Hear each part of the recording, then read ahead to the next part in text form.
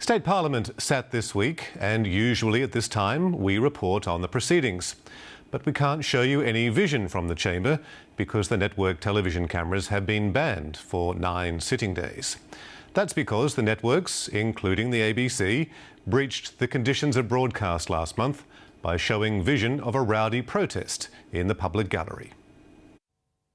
Television news cameras weren't always allowed to record parliamentary proceedings.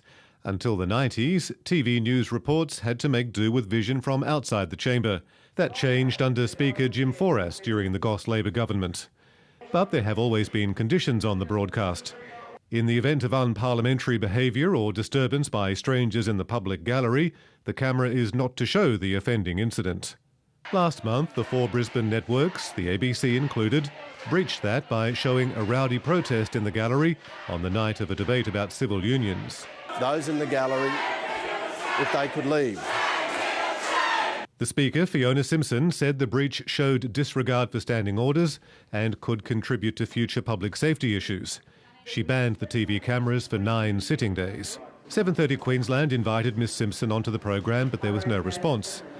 The Speaker was at the LNP State Convention. That's where I spoke with Professor of Public Policy at the Australian Catholic University, Scott Prasser. Well, Professor, of course, reporters are concerned about the cameras being banned for 9 sitting days, but does anyone else care?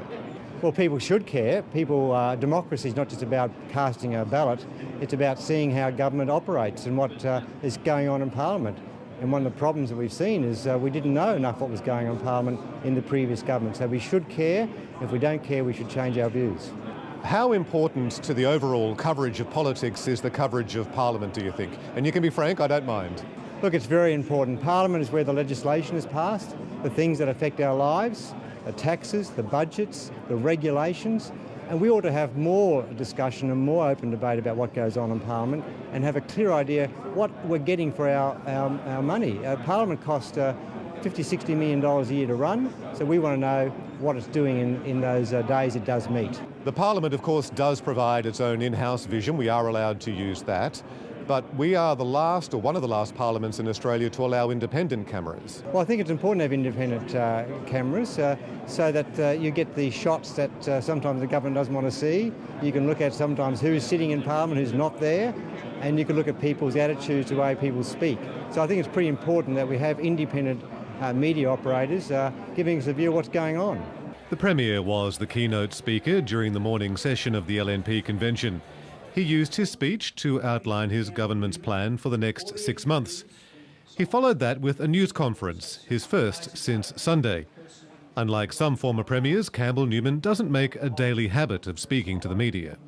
The penalty for breaching the broadcast conditions was imposed by the Speaker, not by the government. But I want to broaden the discussion now and ask you, in terms of the government's media strategy in the first 3 months, what have you noticed? Well, this government has won such a big majority.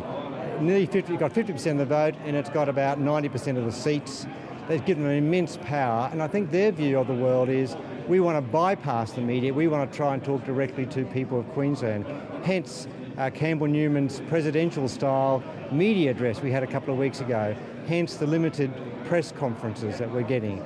The government wants to not just monitor the media, they want to sometimes bypass the media because they're very suspicious of the media, what's happened in the past. Of course, we don't have a divine right to expect premiers to be available at the drop of a hat. Do you think our opinion's been affected by the media strategy of former premiers? We might be. We know Premier Beattie described himself as a media tart, but one of the trends we have had in governments these days is the leaders, the premiers, have dominated the whole show, what's going on.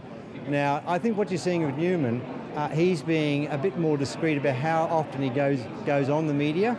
He's trying to make himself a particular type of product in terms of not being over-accessible, because when the hard times comes, he's going to have to say, I'm not accessible. But it's very interesting, the strategy he's adopting, and this is very early days for this government, and it's a new government with a lot of inexperience in dealing with a broad range of issues. So it's one to watch. Do you think this government needs media? Look, at the end of the day, all governments need media. This is how people interpret what goes on. This is how they get their news, those front page headlines, those radio news broadcasts. Of course they need the media. Now, despite all the growth of social media and so on. We know from the evidence that this general basic media still affects people's political views. Scott Prasser says previous governments have tried to control their message by controlling the media.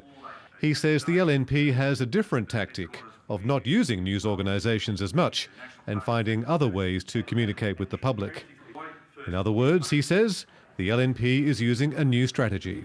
I think the government is looking at previous governments who tended to use the media as like a theatre to display their wares, and it was too orchestrated and too organised. And this government's trying to do something different.